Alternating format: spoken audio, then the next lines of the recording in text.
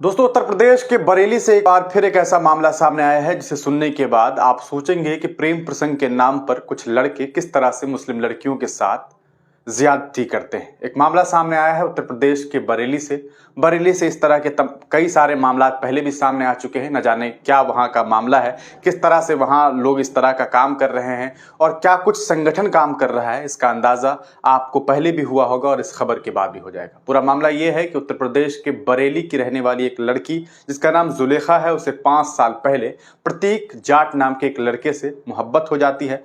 वो जो लड़की है वो उस वक्त कोचिंग ट्यूशन पढ़ती थी और उसी दरमियान उस लड़के से उसकी मोहब्बत होती है। मोहब्बत के बाद वो जो है उसके साथ रहने लग जाती है। लड़की अपना घर बार सब कुछ छोड़ देती है, माता पिता और तमाम रिश्तों के बंधन को तोड़ करके वो प्रतीक के पास आ जाती है। प्रतीक के पास आने के बाद उसे सनातन धर्म से प्रेम होता है। वो अपना धर्म बदलती है, मतलब वो इस्लाम धर्म को त्याग देती है, इस्लाम धर्म को छोड़ देती है और वो सनातन धर्म को अपना करके एक हिंदू लड़की बन जाती है और हिंदू रीति रिवाज के हिसाब से रहने लग जाती है। साथ ही साथ वो प्रतीक के साथ पिछले 5 सालों से रिलेशनशिप में थी। इस रिलेशनशिप के दरमियान वो 8 दिनों तक प्रतीक के बिल्कुल साथ रही, ऐसे रही मानो एक वैवाहिक जीवन जिस तरह से गुजारी जाती है। लड़की बताती है कि उसके साथ इंटीमेट रिलेशन रहा, दोनों एक दूसरे के साथ रहे, पूरी तरीके से ऐसा जैसे कि एक मियाँ बीवी रहता हो। इस दरमियान इस लड़की की मुलाकात प्रतीक के माता पिता से भी हुई। माता पिता को भी इसके बारे में जानकारी हुई। इसकी माता, प्रतीक की जो माता है, उसने इस लड़की को बाज़ाब्ता नेक चढ़ाया, इसे पैसे दिए और एज ए बहू एक्सेप्ट भी किया। उसने ये बात कहा कि तुम बहुत अच्छी हो, मैं तुम्हें बहू की तरह एक्सेप्ट करती हूँ, और कुछ पैसे भी दिए थे। इस पूरे मामले के 5 साल गुजर जाने के बाद जब इस लड़की का पूरी तरीके से उस लड़के ने इस्तेमाल किया, उस लड़की का इस्तेमाल अपने जिस्म की आग को उस लड़की का इस्तेमाल जो है अपने उसकी कहीं ना कहीं हवस, जो उसका जिस्म की जो हवस थी, उसे बुझाने के लिए उस लड़की का इस्तेमाल किया गया। और जब उस लड़की ने शादी की बात की तो अचानक उस लड़के ने इस मांग से इनकार कर दिया है और अब उसका पूरा परिवार भी इस लड़की के खिलाफ हो गया है। एक तरफ तो वो घर की ना रही और दूसरी तरफ जिस ससुराल के सहारे, मतलब जिस सो कॉल्ड ससुराल जिसको वो ससुराल बनाना चाहती थी, उसने भी अचानक उसे रिजेक्ट कर दिया है। वो लड़की क्या कुछ कहती है, सबसे पहले हम आपको उस लड़की का बयान सुनाते हैं, फिर आगे बताते हैं कि क्या कुछ पूरा का पूरा मामला सामने आया है। ये पूरा मामला जो है वो हम आपको दिखाते हैं और क्या कुछ जो है इस लड़की ने कहा है ये सुनिए। मेरा अफेयर था प्रतीक जाट नाम है। पहले मैं आपको फिर से दिखाता हूँ। मेरा नाम जुलेखा जाफरी, बेहड़ी की रहने वाली हूँ। एक लड़के से मेरा अफेयर था, प्रतीक जाट नाम है उसका। वो बेहड़ी मुंडिया घाट गांव का रहने वाला है। उसने मेरे साथ धोखा किया, मेरे साथ सब कुछ किया। 5 साल से रह रहा है और अब शादी करने के लिए मना कर रहा है। 8 दिन तक मुझे अपनी वाइफ की तरह रखा, सब कुछ किया। मुझे धोखे से मेरे मना करने के बावजूद भी मेरे साथ सब कुछ किया और अब वो मना कर रहा है। उसकी मम्मी को भी सब पता है, पापा को भी। उसकी मम्मी ने मुझे पैसे भी दिए थे, नेक दिया, बोले अब तुम हमारी बहू बन गई, हम शादी कर लेंगे, और मुझे घर भेज दिया। अब मैंने जब शादी के लिए बोला, उन्होंने उसका रिश्ता कहीं और कर दिया। 20 तारीख को उसकी शादी तय कर दी। अब मैं बोल रही हूँ तो वो मुझे पैसे देने की धमकी दे रही है, कह रही है पैसे ले लो और हमारे लड़के का पीछा छोड़ दो, इतने हम पुलिस को देंगे, इतने तुम्हें दे देंगे, तुम ले लो। 40 लाख दे रही है मुझे और मुझे जान से मारने की धमकी दे रही है। उसके फूफा जसवीर सिंह, लड़के का बाप चौधरी चरण सिंह, माँ धर्मवती, उसका मामा विजेंद्र सिंह, ये लोग कह रहे हैं अगर मिल गई तो जान से मार देंगे, क्योंकि अगर मैं नहीं होंगी तो मुकदमा ही नहीं होगा। इसलिए बोल रही है सीधे चुपचाप केस वापस ले लो। और मेरे घर वालों से मुझे जान का खतरा है। बेहड़ी की कई कमेटी मिली हुई है, वो लोग ढूंढ रहे हैं और कह रहे हैं हम गला काट देंगे जहाँ मिल गई लड़की। मुझे दिल्ली रखा, रुद्रपुर और बरेली लेकर आए, साथ में रखा उन्होंने। उस अपने फूफा जी की यहाँ रुद्रपुर, अमित सिंह नाम है उनका, वो MR है एक कंपनी में। मुझे मेरी फैमिली से भी और लड़के वालों से भी खतरा है।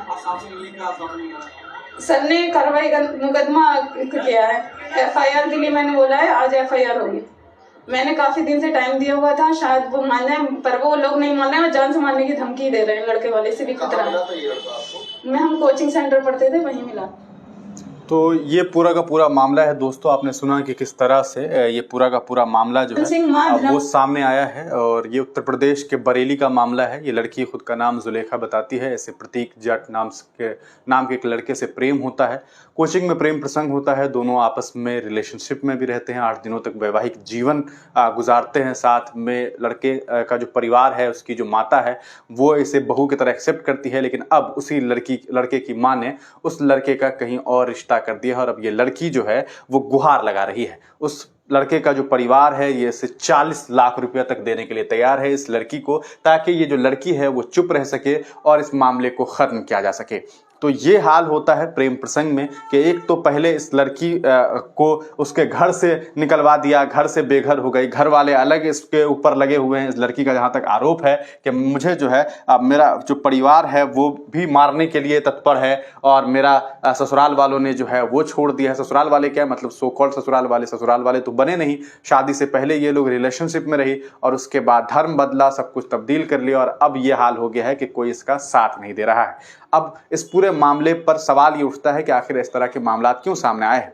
उत्तर प्रदेश के बरेली में कुछ हिंदूवादी संगठन है जो इसके लिए बाज़ाब्ता काम करती है, लड़कों को प्रेरित करती है, लड़कियों से शादी करवाती है। धर्म परिवर्तन का कई सारे मामला सामने आए हैं। एक व्यक्ति है जो 60 से ज़्यादा मुस्लिम लड़कियों की शादी नॉन मुस्लिम लड़कों से करवाया है उन लोगों ने, और इस तरह के मामला लगातार बढ़ रहे हैं। मुस्लिम समुदाय के जो संगठन है उनका भी समझ नहीं आता है वो किस तरह का काम कर रहे हैं, कि आखिर क्या वजह है कि उत्तर प्रदेश के बरेली में इस तरह के कई सारे मामला सामने आए हैं लेकिन इस पूरे मामले पर संज्ञान नहीं लिया गया है। क्यों प्रशासनिक व्यवस्था पर, प्रशासनिक सेवा से जो जुड़े हुए लोग हैं उनसे मुलाकात करके इस मामले को संज्ञान में क्यों नहीं लिया गया। वो लोग जो लगातार इस तरह का कांड करवा रहे हैं, इस तरह के मामला करवा रहे हैं, जबरदस्ती प्रेम प्रसंग के नाम पर शादी करवाते हैं और बाद में इस तरह के मामला सामने आते हैं। यहाँ तो शादी नहीं हुई, 5 साल तक रिलेशनशिप में रहे, लड़की का इस्तेमाल किया गया, लड़की को यूज किया गया, उसके बाद उसकी जो कहा जा सकता है कि तमाम तरीके से उसके साथ वैवाहिक जीवन गुजारा और अब मामला ये हो गया है कि सारा का सारा मामला खत्म हो गया है। इस लड़की ने बताया कि किस तरह से इसे उस लड़के ने दिल्ली में, रुद्रपुर में,